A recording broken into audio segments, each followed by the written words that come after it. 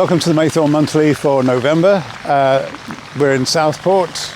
We came here in the summer and it was extremely busy. Lots going on, boats on the lake, live acts at the pubs, and now pretty much nothing. In fact, the wheel behind me has got so many chairs missing that wouldn't take many people at the moment. I'm guessing that's a winter overhaul that they normally do. We've got quite a lot to show you this month, and I, at the beginning of the month, was down in Portsmouth, so that'll be the first thing that you're going to see now, while I go over and see what they're doing to the pier here in Southport. I'm on my way to Portsmouth by train, and the first place I have to change at is Crewe.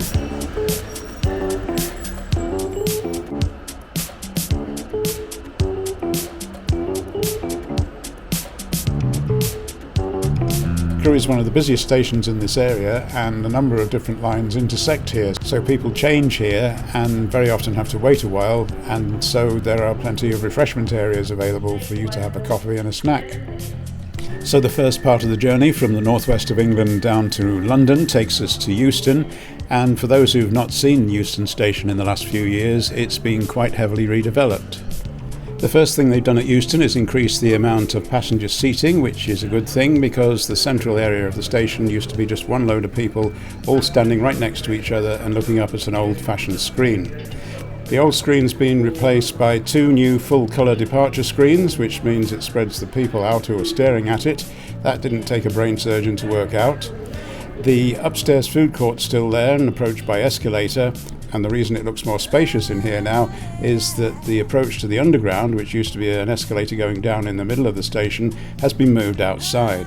And I'm going to head down into the underground to take me across to Waterloo and my train to Portsmouth. Turning to the map of Portsmouth, Portsmouth Harbour Station is on the bottom left of this map.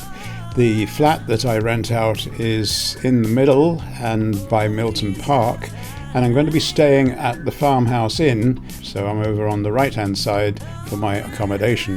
The Farmhouse Inn Lodge is in an area called Great Saltons, and just down the road on the coastal strip there's a harvester which looks across the water towards Hayling Island. It's a pretty large expanse of water, so Hayling Island isn't that close at this point. Unfortunately, you can't walk along this waterfront and haven't been able to for some time because they're actually doing a lot of work here. And the last time I was here was in February. It looked exactly the same, so progress? Don't know.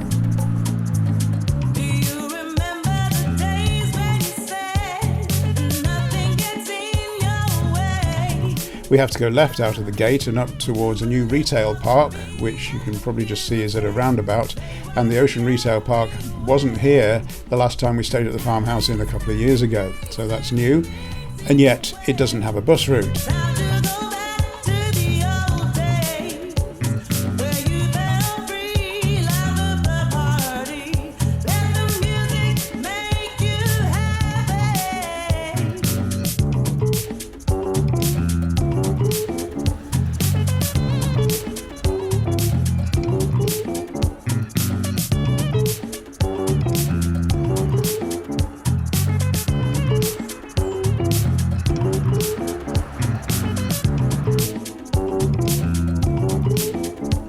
As I walked past the retail park, it became more of an industrial estate, so I turned my attention to the other side of the road, and through the trees I could see acres and acres of allotments, obviously owned by the local people. Cuts the food miles down, gives you fresh food. It's got to be a great thing. And from there we crossed the railway and down towards my bus into town. I tended to go to Gunwharf Quays quite a lot because I was expecting it to be more interesting, but in the rain perhaps not, and I spent a lot of time drying out in coffee shops. Now this is a property related visit, and so as part of that I had to go to Southsea, where most of the estate agents are, tramped around in the rain, dripped all over their shops and had a chat with some of them, and finally had a late lunch at this Wetherspoons in Southsea. Well, I'm known to be a fair weather filmer, but sometimes you just can't get that weather. And I've been coming down here to Gunwharf Quays in Portsmouth for 3 days on the run now, and just wind and rain. So I've got to start somewhere. Let's have a look around and see how horrible it's been the last few days. And welcome to Portsmouth. I was hoping to go on a boat trip today around the harbour, let you have a look at that, but the boats are not sailing because of the weather, which is pretty awful. I think the only boats I can show you today are just down here below. If I just move the camera down a bit. How about those?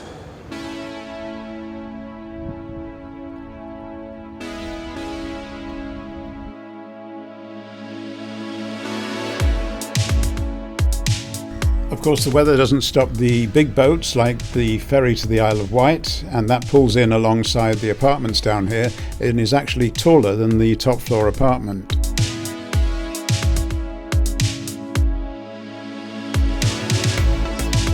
The apartment I rent out has a balcony overlooking Milton Park. It'd be quite a good view if there weren't trees in the way, but they're also pleasant at different times of the year.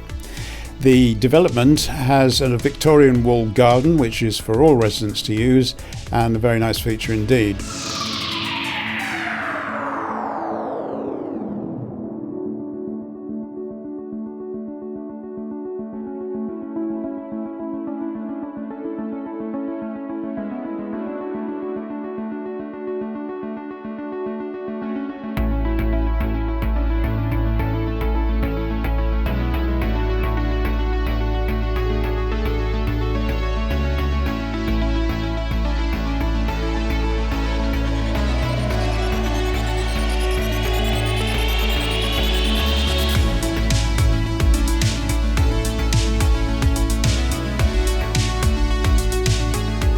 To decide what the future was for my apartment in Portsmouth, I needed to talk not only to estate agents, but to other property investors. So I went along to a local meeting at a local hotel, and there were two guest speakers that night.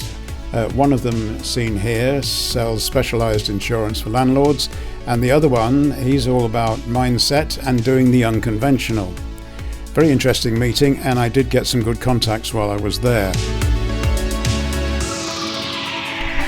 My final job was to talk with the tenants about what we're going to do with the property, and I'm afraid I can't let you in on that one yet.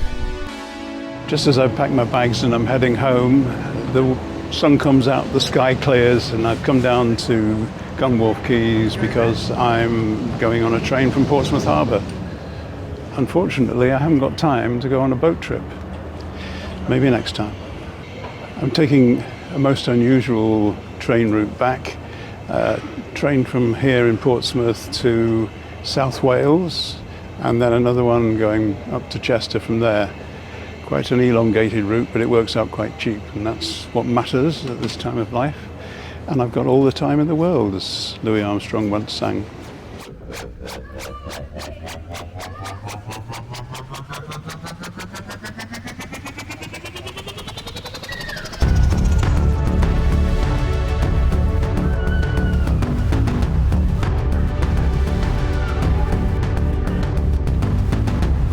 So the sun finally comes out on Gunwharf Quays as I say goodbye to it, and I'm going to use pictures of the HMS Warrior to show you the different kinds of weather that I've been through in the last few days.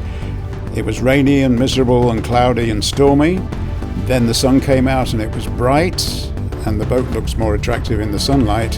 And a lot of the time I was down there in the dark because of how short the days are this time of year. Whatever the weather, I still find Portsmouth a great place to visit. It seems a shame to go to Portsmouth and not explore some of the places nearby, so when we were there in the spring I took the coastliner bus over to Bognor Regis on the right on the map, came back via Chichester, and then from Portsmouth on a different day I went over on the ferry to ride on the Isle of Wight. This is a quick reminder of some of the videos I took back in March, and I have a new place to go to this month, so hang on for that.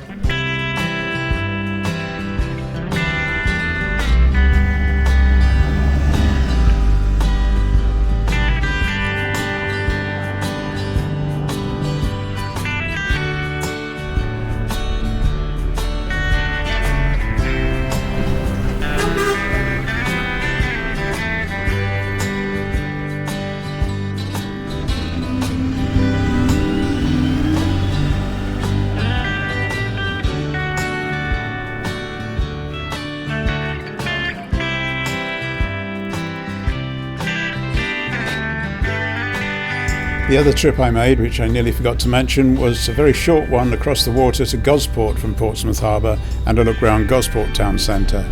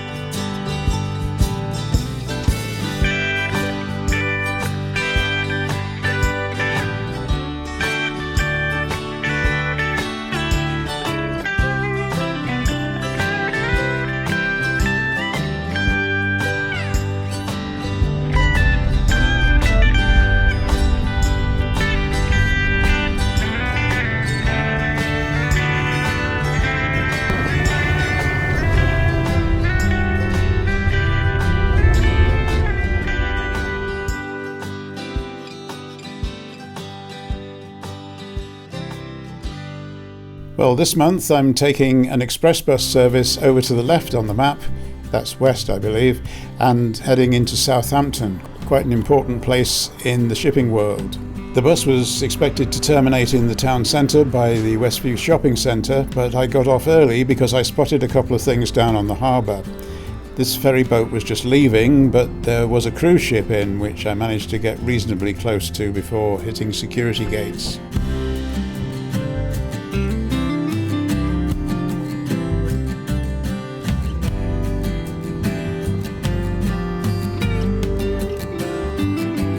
As you may imagine, there's quite a lot of history in Southampton, a lot of old stone buildings, and a few Wetherspoons as well. I passed this one by, the standing order. That's not a banking term in this case, I think it's parliamentary in nature. Some of the buildings were still wrapped up, perhaps to keep in dust while they work on them, but the bar gate was open. It's not a large structure, but it's interesting to look at, and it has a couple of little archways you can look through out in different directions.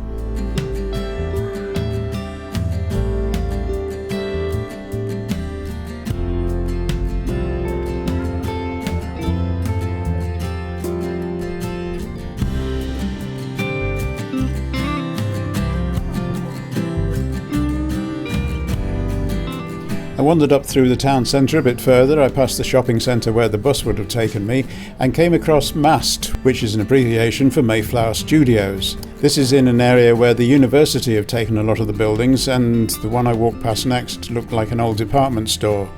Mayflower Studios is a place where young people can get trained in various media and the arts and become the stars of tomorrow, and it's also an area where there's plenty to eat and drink to keep them nourished, and a few other quirky shops as well.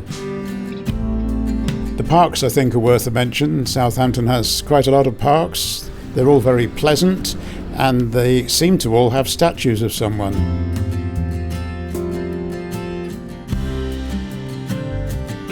I always think it's a great idea to have a bit of the country come into the town centre and some of the wildlife too, and these are great places to walk and cycle, and apparently for food deliveries to take a shortcut through.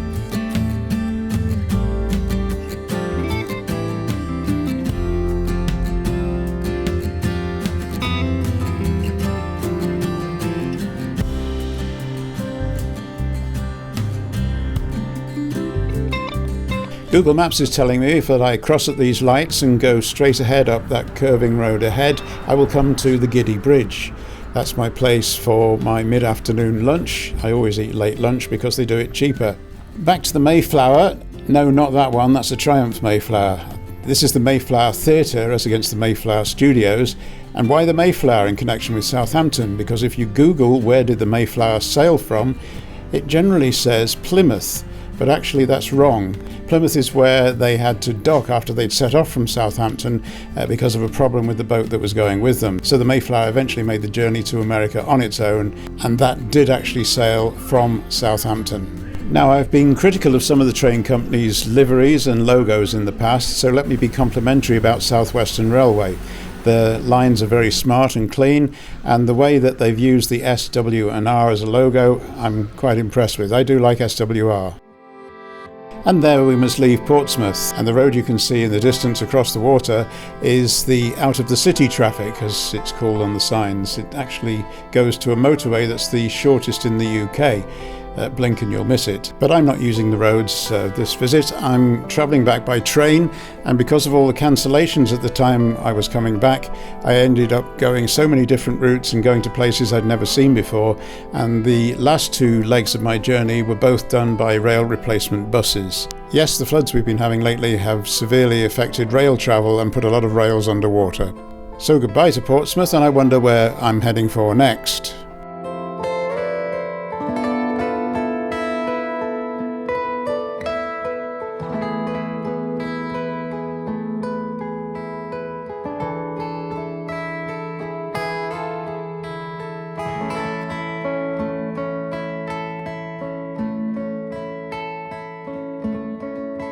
Back here in Southport, hope you enjoyed Portsmouth and Southampton. The pier is closed, the work has begun, and I don't want you to think that the fact that the sun is out and it's a really sunny day, that sunny Southport is fulfilling its promise, but I'm zipped up now. It's still cold, the time of year when it does get cold. So where can I go to get warm? Well, probably nowhere without getting on a plane, so instead let's get on a train. To get to Burnley by train from the Wirral, we hop from Birkenhead via Ormskirk and Preston and end up at Burnley Manchester Road. I'm going to Burnley to look at a property renovation and to see the new DJI Pocket 3.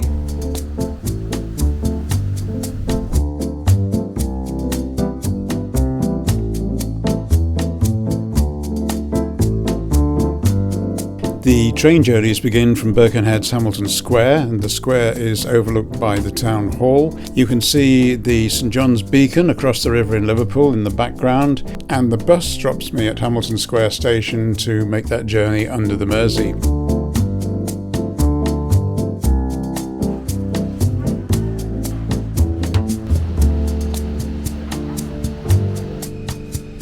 I take the Wirral Line train into Liverpool Central Station and change onto the Northern Line to head for Ormskirk.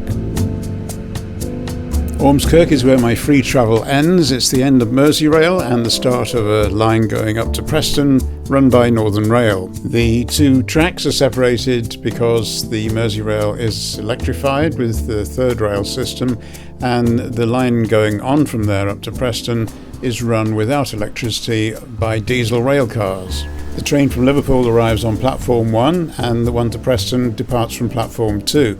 But if you look, you can see that it's actually all one long platform. You just walk from one train to the next.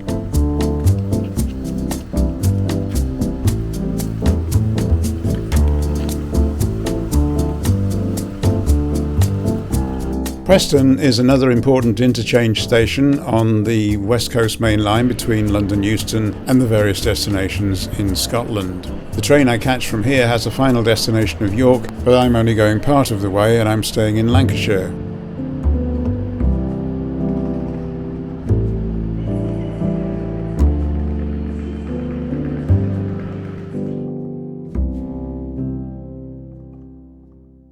I've made the trek by train to Burnley today in the filthiest weather. It was fine this morning, but it's now filthy weather out there. You'll see a bit of it in a minute. But I've come to the house of Steve Bushby. Now, Steve and I know each other because we both had apartments in Spain until quite recently, in fact. Yeah, so we've actually both got rid of our Spanish apartments, and we've both got DJI Pocket cameras. So I've come here to compare them because I don't know if you've heard, Steve definitely has. He's been waiting over a year for the new version to come out. There's now a Pocket 3. The camera I use is a Pocket 2. It looks like that. See, it should be charged up. It's got one of these 3-axis gimbals. You turn it on and you've got a tiny little screen. You can get a thing that goes on the bottom, which they call I think it's a do-it-all handle. I can't get that one on at the moment, but it basically adds wireless facilities for a wireless mic and stuff like that. And I've been using these now for a few years, and I'm quite happy with them. But Steve's starting from scratch with the new Pocket 3, and that looks like that. Now you'll notice immediately, in fact I'll put mine back on again so you can have them side by side.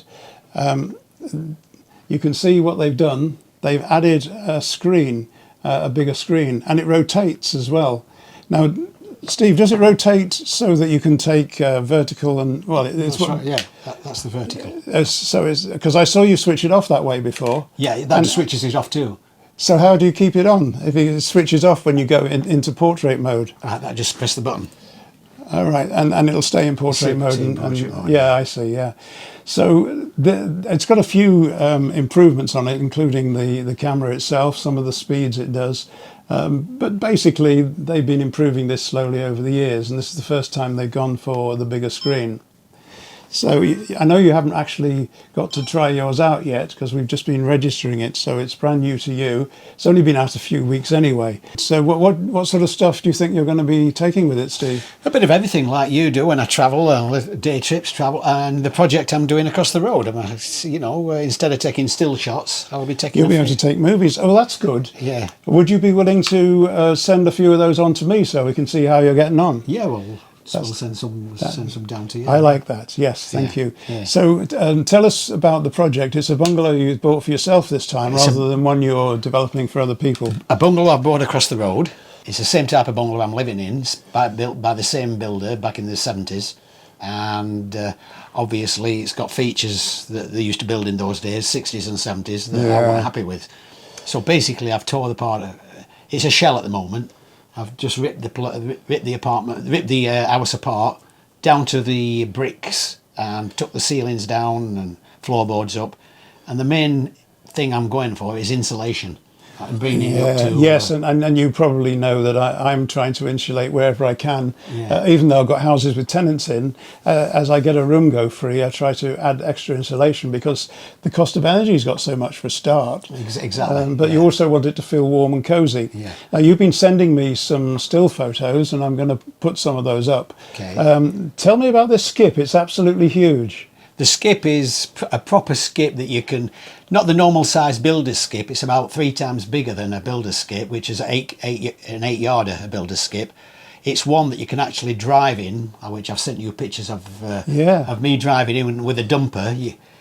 You can fill the dumper, which carries a ton in each bucket, and then you can, it's got an hydraulic mechanism, you can drive up onto the inside the skip and dump that ton waste into the skip. That's extremely useful. Yeah. And about an hour ago, you were showing me, as we tramped through the mud and the rain, how much you'd actually dug out at the back of the bungalow. And although we're calling it the back, it's actually going to be where you live because you get this view, don't you? I'm turning the house around. The living quarters used to be at the front. I'm extending at the back and turning the house around so we'll live at the back and sleep at the front. Because the view at the back is overlooking a woodland area, so which is called the Burnley Forest. Burnley Forest. Now, I actually took my drone over that area. I don't know if that was earlier this year. That lake behind them trees. And there's a lake there, yes. And we flew the drone over the lake, which some of you may remember. And this afternoon, I took a picture of where you've knocked down the garage, and you're going to rebuild a brand new garage with rather like this. We're in an office. This is going to be my office. It's very similar across there, but overlooking the woodland. One wall's going to be all glass. Right, so we've got no outside windows in this one, but you're going to have a lot of it. I'm going to have a lot of windows. Yeah, so wherever you go in the back of the house, including the bathroom, I believe, you'll get the view. You get the view, yeah. Yes, tremendous. And what are you building? I can see little posts, so you're going to extend out the back anyway. About 4 metres. 4 metres, yeah. And then will you have a patio beyond that? A patio to sit outside. So you'll have so much space for looking out. Exactly. I hope you're going to have some parties. Bring your own booze. Yeah, all right then. Yeah, I can do that, yeah. Yeah. Excellent. So we'll keep track of your progress with that. Mm-hmm. And of course, as part of that, with you using your new camera, we'll be able to see how well that's working for you. And I've got still images if you're still interested in them as well. Well, yes, you sent me some, which I'm putting up as we speak. And you can keep doing that. Yes, feel free, because I know you saw the house in Bulgaria I was exactly involved in. And the difference between you and me is I didn't do any of the work. I just watched everyone else work. You do it all yourself. Some of it, not all of it. You used to do it all yourself. Since the operation, I've had to cool down a little bit. Yeah, he's older than me as well, but only by a few years. And I've 4 years exactly. No, don't rub it in. Yeah, we're staying in the UK quite a bit these days, which is why we haven't put up with all this weather, I guess. Exactly. Well, I'm doing what you do a little bit, going short breaks to different cities. We just spent a weekend, 2 weekends ago in Harrogate. I love Harrogate. A home building show. Do you know, I've never taken a video to Harrogate. I must do that. It's beautiful. Yeah, we must go there again. I mean, it's in Yorkshire, and I'm a Yorkshireman. Where were you born? Barnsley. Barnsley. Oh, we've been to Barnsley a few times. Right, I like Barnsley. Yeah. Yeah, it's that's where I was born and raised. Give me some other ideas. Where else do you go on your little breaks? I went to Southport the other weekend. Because they call it sunny Southport, but I doubt if it is at the moment. It's not so. Well, it was sunny when we were there, actually. It had 1 day rain, which I was quite surprised. Manchester. Yeah. In fact, Manchester's another little break, even though I only live 25 miles away from Manchester. Yeah. We'll sometimes go down and stay overnight. Well, because we do Liverpool, Southport, Chester, because we live in the middle of them all. Yeah. And you're nearer to Manchester. And I know you don't use the trains, but there's direct trains to Manchester from here now. Exactly. Well, there's a lot of good bars and restaurants really high-class restaurants in Manchester. And we like Liverpool. We're going to save Liverpool for the nicer weather, because there's one little trip I wanted to go on, is that on the Mersey, you know. Oh, the ferry across the Mersey. Yeah. I'm allowed on that free, you know. Yeah. And let's go back and have another quick look at your house before we move on.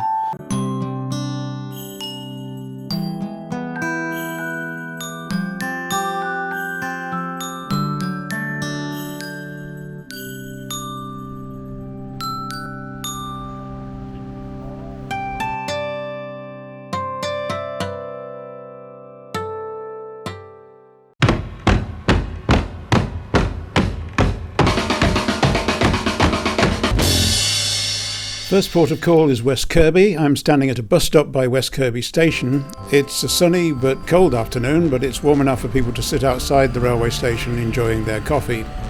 I'm at the bus stop just along the way, waiting for the little white bus that takes me back to Arrow Park.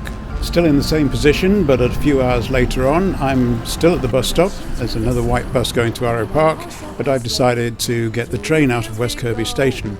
In the meantime, I can have a look round at the Christmas lights, and I haven't chosen the best time of day to do this because the leisure centre's still open and you're getting the light flooding out from the gym and from the swimming pool. You may remember back in the summer we were in Staffordshire when we saw James Martin having a look at some of the vintage cars that were on display.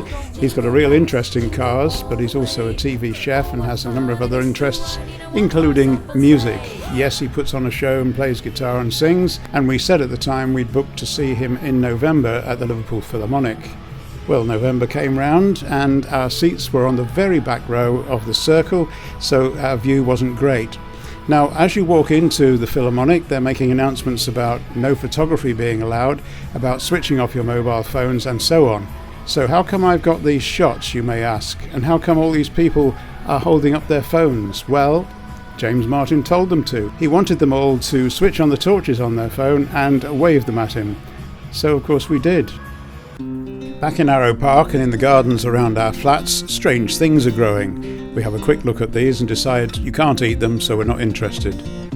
Now here's a rare occasion for you. It's a government policy that has actually been carried out. The original idea was that the space between two buildings, which was too small to be used for anything else, would become a pocket park. And in Chester, they found a space that was too small for anything else that's between the canal and Gore Stacks, the main road that delivers buses up from the bus station. So there's the bus interchange on the right. We walk up Gore Stacks towards George Street, and there is that piece of land right by the canal. How did the birds look like? Is it winter now? The canal actually winds its way around the outside of the city walls, so you can also look down from the walls onto this space. And as you can see, George Street Pocket Park, as it's called, has got a thin strip of land with a couple of seats to be sitting on and relaxing, in rather a nice atmosphere overlooking the canal. Back in the summer we visited Southport, and this particular area down by Marine Lake was absolutely packed with people. They were selling lots of food and drink, there was live entertainment and people milling around everywhere. Well, this is what it looks like in November, slightly different. Here's the thing, if you want to look Mediterranean and you can't afford the typical traditional Spanish doors to go on your premises, probably wouldn't be allowed them by planning anyway, then just paint them on. Why not? It's everything goes in this particular street, and if you look just opposite here, you'll see that eccentric people are welcome. Now, this isn't one of my videos. I found it on the BBC's YouTube channel, but it was so interesting and so clever that I thought it deserved a mention from us. It's Lego, and I don't know if you're one of the kids who grew up with Lego, making kits and houses and trains and planes and all sorts of things you can do with it these days. But could you make a model of the Lake District? Well, this guy has. There's the bit of the Lake District he's been modelling, and there's the guy who did it, standing proudly over his work. It's been a month for turning on Christmas lights, and we go back to the Wirral, to Greasby, to see how they were doing. We wish you a Merry Christmas. We wish you a Merry Christmas. We wish you a Merry Christmas and a Happy New Year. We wish you a Merry Christmas. We wish you a Merry Christmas. We wish you a Merry Christmas and a Happy New Year. Good tidings we bring to you and your kin. Good tidings for Christmas and a Happy New Year.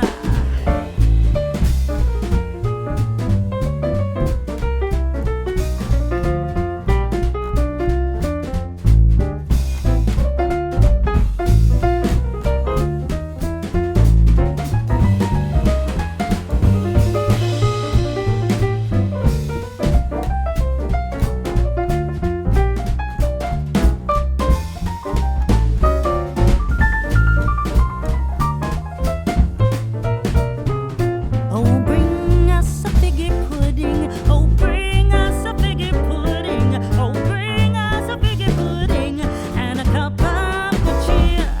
We won't go until we get some. We won't go until we get some. We won't go until we get some. So bring some out here. Good tidings we bring to you and your kin.